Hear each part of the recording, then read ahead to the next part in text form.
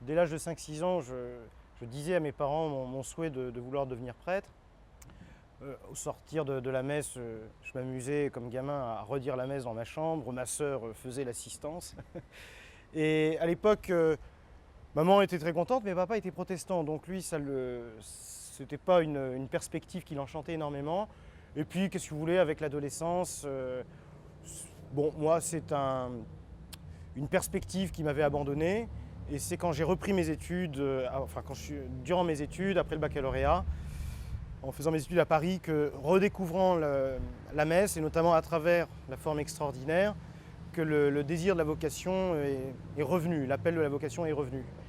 Ce qui est assez étrange, c'est que moi, personnellement, alors que je revenais à une pratique plus soutenue, dans ma vie de prière, je ne voulais pas devenir prêtre. Et je sentais cette attirance, ce besoin, cette nécessité quasiment dans les entrailles d'aller au séminaire. Et je me souviens que l'objet de ma prière, c'était de dire au bon Dieu, non, lâche-moi, pas moi.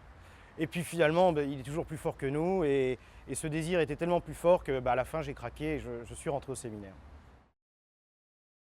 Durant mon parcours de séminaire, il m'a été donné de partir en Afrique, au Bénin, au fin fond du Bénin Nord, à Natitingou. Et là, je dois dire que c'est une des pages les plus fortes de mon séminaire, où on vivait vraiment des conditions de mission. On allait dans des villages où il n'y avait pas d'eau potable, il n'y avait pas d'électricité, où il fallait y aller à pied, à mobilette. On rencontrait des villages qui ne parlaient pas du tout le français, qui parlaient le dialecte local.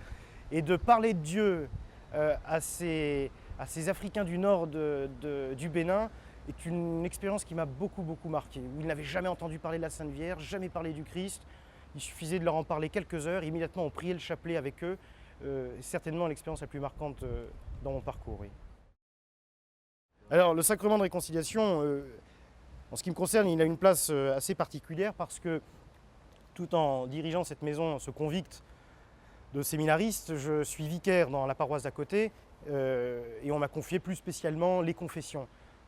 Donc ça, c'est une grande joie d'avoir à beaucoup confesser, à rencontrer vraiment les paroissiens qui vivent dans cette paroisse, qui est une gigantesque paroisse qui tourne magnifiquement bien, et d'avoir à rencontrer ces âmes qui retournent vers le Christ, vers le pardon du Christ.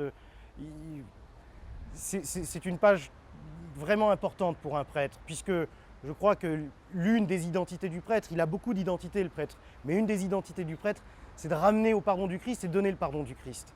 Alors évidemment, le sacrement de réconciliation est très fort. Un temps important, un temps fort, parce qu'il faut essayer de faire passer un message. Il ne faut pas non plus abreuver les fidèles de beaucoup de phrases. Il faut aller à l'essentiel, les toucher.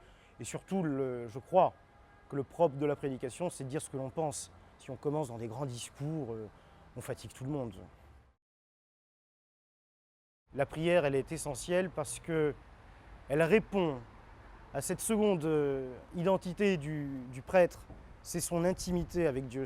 Le sacerdoce, comme il est vrai, la vie chrétienne, mais à un titre plus particulier, le sacerdoce, c'est une vie d'amitié. C'est une vie d'amitié, c'est une vie d'intimité avec Dieu. Et surtout dans un monde extrêmement bruyant, où, comme disait Benoît XVI, les ondes sont multiples et nous empêchent d'entendre Dieu. Alors un prêtre qui ne peut pas entendre Dieu, il ne peut pas en parler. Il ne faut quand même pas oublier que la vocation, c'est avant tout un appel de Dieu pour être au service des fidèles, pour être au service de la communauté chrétienne, pour être au service des autres, de tous les autres. Mais ce service, il s'exprime par quoi? Il s'exprime par transmettre Dieu. Et transmettre Dieu, on ne peut pas le faire si on ne l'écoute pas, si on ne l'entend pas. La vie de prière, c'est le ciment de l'identité d'un prêtre. C'est de dire la messe, de pouvoir faire descendre le bon Dieu sur l'autel, faire inonder les grâces du Christ sur terre, ce face-à-face avec Dieu.